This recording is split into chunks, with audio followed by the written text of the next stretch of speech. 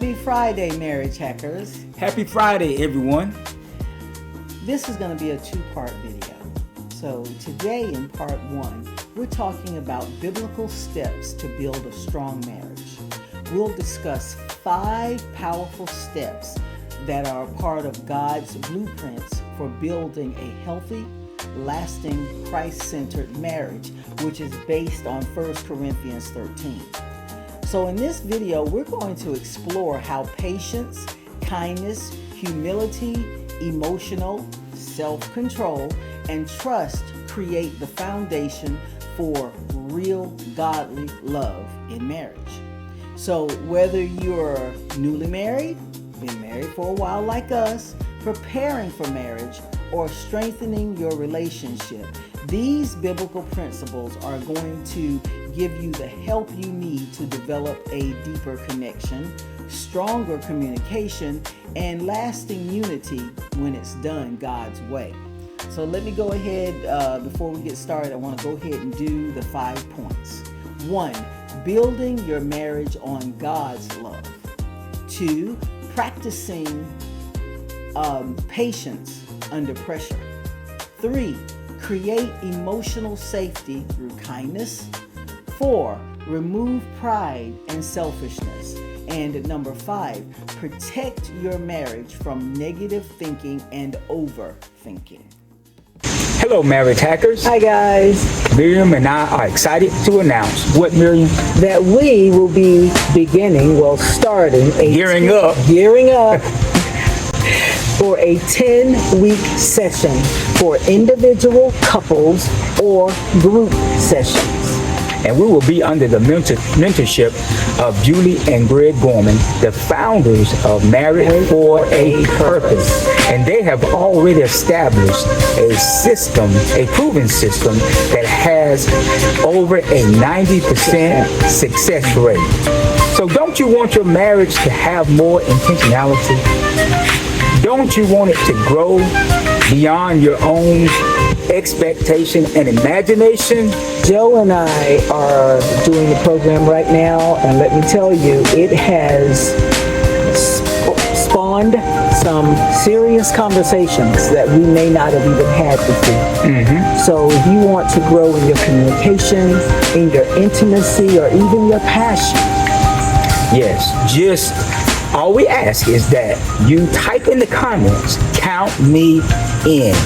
And this will let Miriam and I know who to reach out to once we begin offering our 10-week session. So now let's get into our next episode of Marriage Hacks with Joseph and Miriam. Okay, healthy marriages are not built on feelings alone.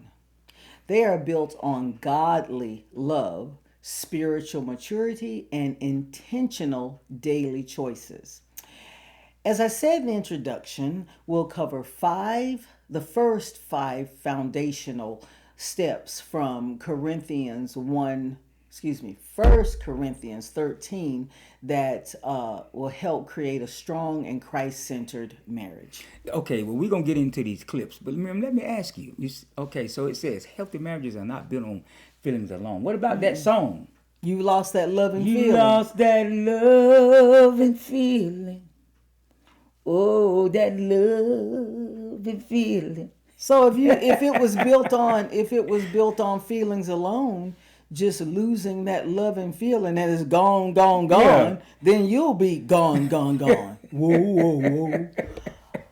I mean, no, because feelings change. Yes. Feelings can change with the wind. I often hear people saying, he didn't make me happy anymore. What's happy got to do with it?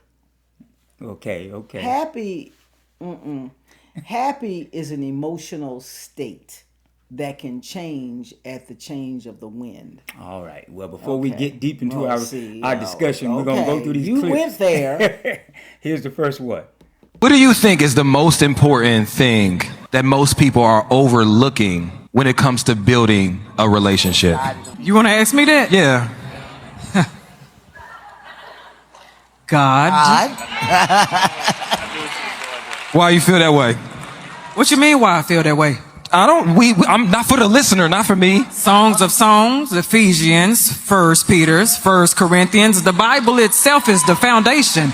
Christ itself is the foundation. You need to know how to steward that relationship, and the Bible is your manual to be able to do so. So you bring God in first. When God is the center of anyone's marriage, that's where the success is going to be, because that's where your self-control is going to be. That's where your discipline is going to be. That's where your stewardship is going to be. That's where your grace is going to be. That's where your compassion is going to be. That's where your partnership is going to be. That's where your companionship is going to be. That's where your oneness is going to be. That's where the unity is going to be. That's where your covenant is going to be. You have to understand what covenantal love is to begin with. And if you want to understand it, you need to know how Christ loved the church to begin with.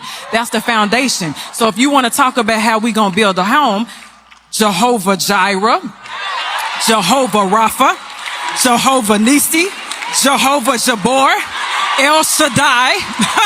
Shall we keep on going? Yeshua, Jesus Christ. Shall we keep on going about how you can do this? Because I can take y'all to church, but I'm not going to take y'all to church today. I promise you I won't. Because when you need healing in your marriage, you got to call on Jehovah Rapha. When you don't know how to heal your marriage, when you go through sicknesses, or when the head of your marriage comes under attack from temptation and things like that, you're going to know who to call on. When you're in battle and you need a victor to come through, when you need a conqueror to come through, when you need a mighty strong hand to come through, you're going to call on Jehovah Jabor. You're going to call on Jehovah Nisi. So that is how you build the foundation. So that way, you know, if you're a wife, you know not how to be quarrelsome, not how to have strife. You know how to bring balance. As a man, you know how to serve, because Jesus Christ was a servant. So if y'all want to know how to build your home, put Christ in the center of your home, and I guarantee you that's how the marriages were successful.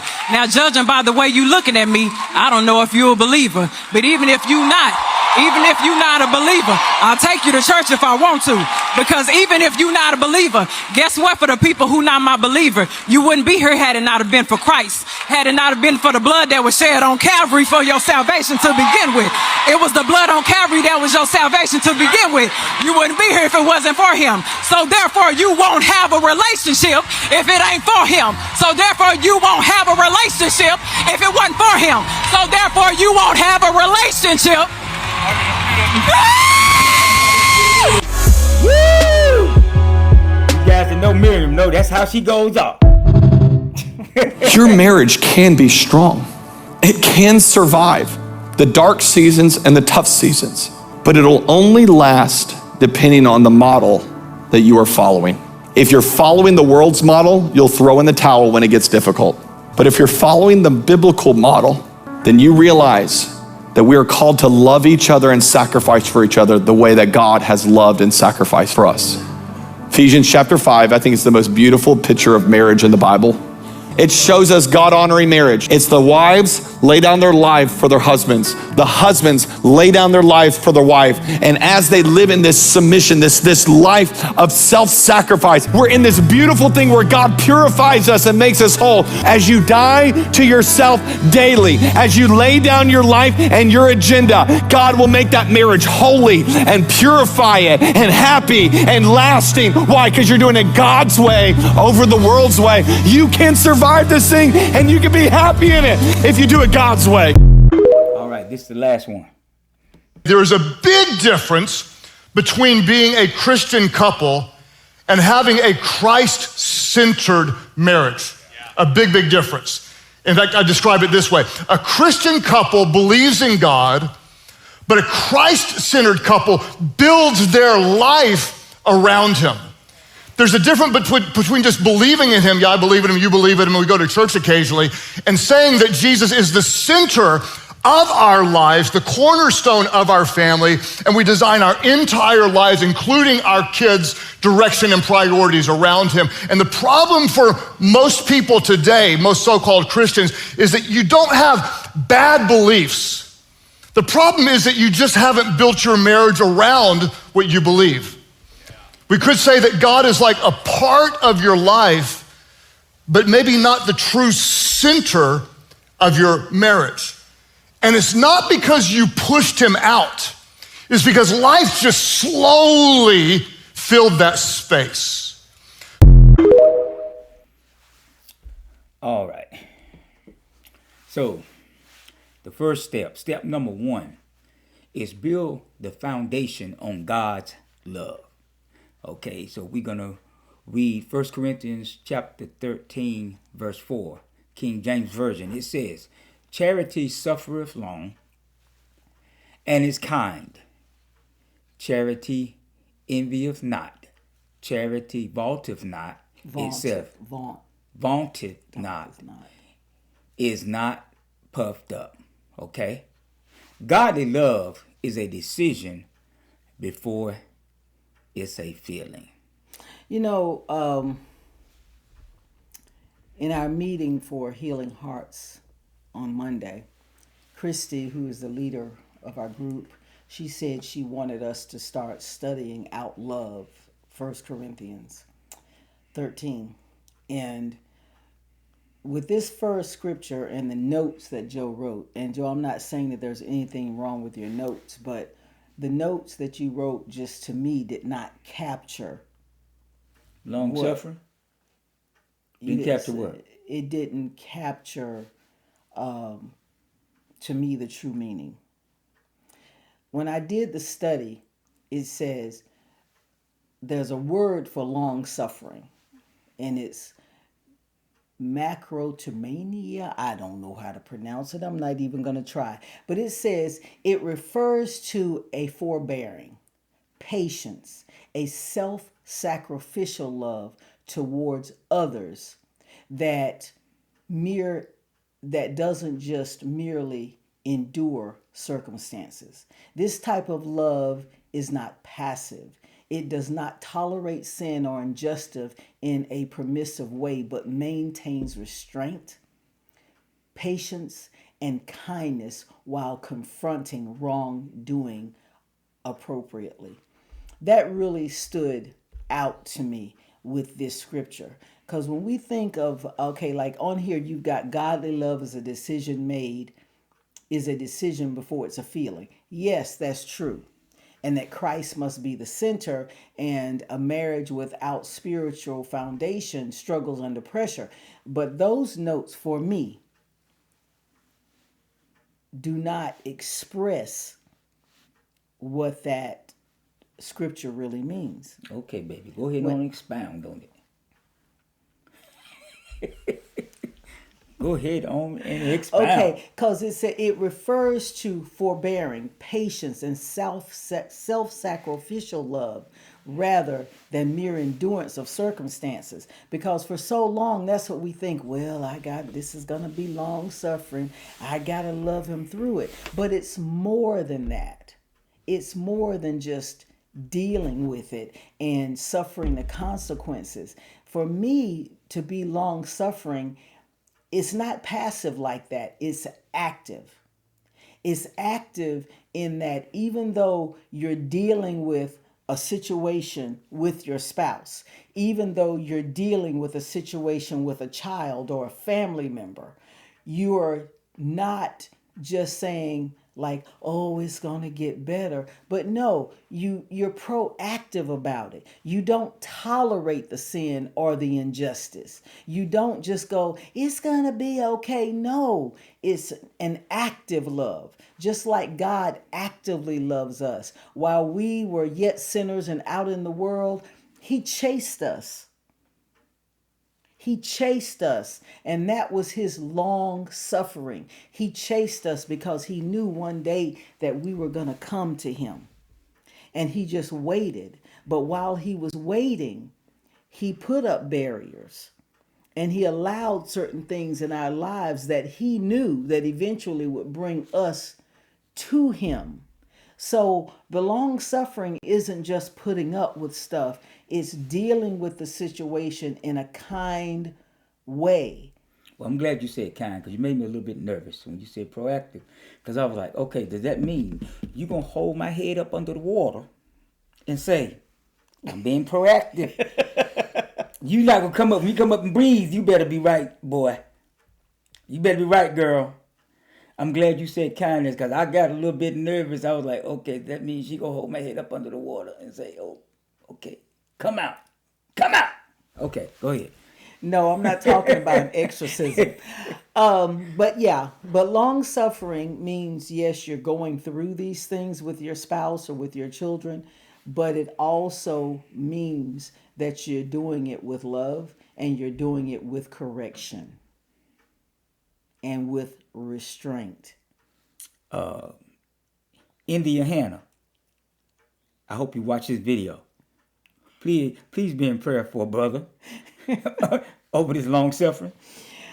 Okay, go Joe ahead. Willis. That's it. That's it. Like I said, I just didn't feel like what you wrote and then pray together daily and invite Well, God. It just didn't capture it But for let me. me say, Okay. that the last point. Well, I think the other points were good too. Yeah, they were good, but it didn't capture the and spirit let of me it. say, I do use AI to create these outlines, and Miriam normally she will tweak them, okay, and so it's not all me word for word, but I do put the idea out there for AI to make these outlines. But the last point is pray together, and this is under application. Invite God into decisions and conflict resolutions. Now that's a hard thing to do when you have had intense conversations. An For- intense fellowship. Yeah, intense fellowship to come together in prayer. Okay. But that's what you have to do. We have to touch and agree in a spiritual way, Okay. and not in a fleshly way, Miriam. Yeah. We ain't touching and agreeing while you smacking me and all that stuff. We ain't touching and agreeing in prayer. Well, I know. Okay, let me make that point. Yes, we dear. touching and agreeing in prayer. But anyway, I know for me, when I read that about long suffering, it put me in check about a particular person in our family and how that there have been situations that I have not handled that situation with kindness. I have handled it with restraint because if I hadn't, he'd been dead. But I read that and it really did put me in check for a minute to make me think about how I have handled for going on a year and a half a particular situation with someone in our family. So, yeah. All right, let's go on to the yes, marriage hackers. Just let me say, if you guys didn't know already, I am married to an Amazon woman. So restraint. No, I'm just letting them know. They probably already know this. so for her, Lord. for her to maintain restraint, it's nothing but God. Just let me say that. Nothing but God. Okay, Joe, so explain how I am an Amazon woman. I need to hear this, baby. I just because need to she hear this. naturally she's a warrior, and naturally she will want you to catch these hands in the natural. So you're trying to say I'm violent? No, I'm just saying that I'm not saying you're violent. I'm saying your natural tendency is prone to it. But let's get back into the outline. You could have kept that to yourself. Anyway, You know for yourself, you have to use a lot of restraint. Don't you? Don't you? like right now, Yeah. Okay. Like all the time. like the restraint I'm using right now. Okay. Step 2. All right, step 2. Go. Practice let's go. patience during pressure.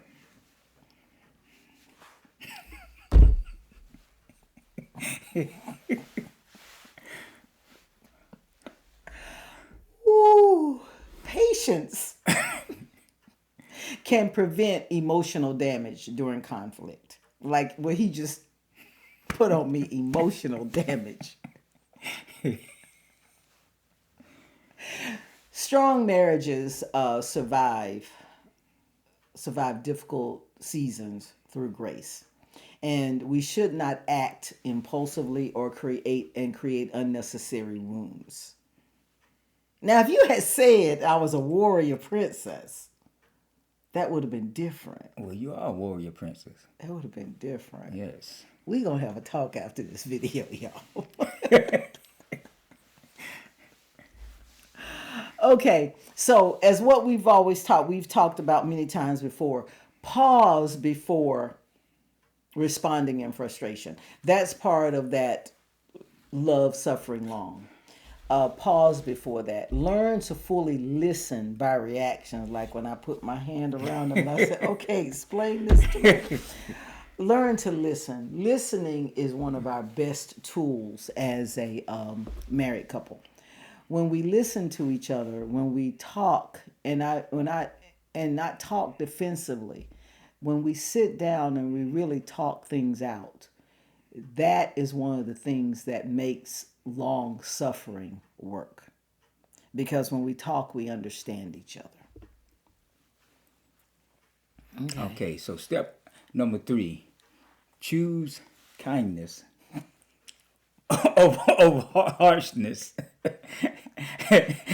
and it's kind discussion. Okay, discussion point. It's kind. Okay, kindness creates emotional safety. Okay, You got these people thinking that I'm just gonna beat the hell out of you. No, tone matters as much as words. Gentle communication strengthens intimacy. Now, you guys know that I'm speaking love. I'm speaking truth in love. But Miriam, hold on a second. We got to go to Miriam's not so favorite camera. All right, so I'm speaking truth in love, and I'm just being humorous. Miriam is not. Oh, climb out of that hole. Go nowhere ahead. near as bad as I'm portraying her to be. But I will say this. The men at church that know that I'm married to, well, the ones that don't know that I'm married to Miriam, they'll say, when they find out, oh, you're married to Miriam? Okay, brother, I'll be praying for you. and so there is that aspect. But I'm just poking fun at Miriam. We just having a good time, and so we just we just enjoying the joy of the Lord. Okay. Love is kind means that true love expresses itself through benevolence, compassion, thoughtful action towards others, and reflecting God's character. I'm trying to get back on track here. Okay, let me go. The camera Okay. went out again. Okay. Okay, let's get back. Okay. That kindness implies actively doing good for others, not merely feeling a kind disposition or emphasizing what's intentional, but showing real kindness now we have to look at this towards each other. Okay, that one just came back on. Yeah, The camera's getting Yeah, we having schizophrenic. some technical difficulties. The camera is going in and out. Okay. So bear with us, guys. Okay. So, because I know people who are kind not to their spouses, but are kind to other people all the time. Yeah. Constantly kind to other people, but they don't show that same kindness towards their spouse. So what we have to do is we have to learn while we're in that long suffering. Yeah. Yeah, go ahead. From an Amazon. Flip. Pray for me, brother. Go ahead. We have to know. Chris, pray for me. Go ahead. Oh, she got the bottom. Go ahead. We have to pray that during the time of long suffering, that kindness shines through. Okay. Step 4, eliminate pride and selfishness. The scripture says that charity or love is not puffed up. In other words, you're not walking around with a haughty attitude. Love is not haughty. Love is humble. Yeah. And in humility, when you use humility, it allows you to grow in your marriage. When you know that your spouse or your significant other doesn't have a prideful attitude. Okay. So one thing that we need to do is when we're practicing kindness and long suffering, we need to be able to apologize quickly. Babe, I'm sorry if anything I said during this episode upset you. Okay, I'm just application. Okay. All right, go ahead. Oh, you just in it today. You just feeling yourself today, aren't you? I certainly hope y'all are getting something out of today's video with my husband just feeling himself today. Okay, apologize quickly. When you know you're wrong, go ahead and say you're sorry. Just go ahead and say it. Because when we walk around with that attitude, well, I said what I said and I might be wrong, but I meant what I said, and that's all it is to it. That does not establish trust. All that does is build up more walls.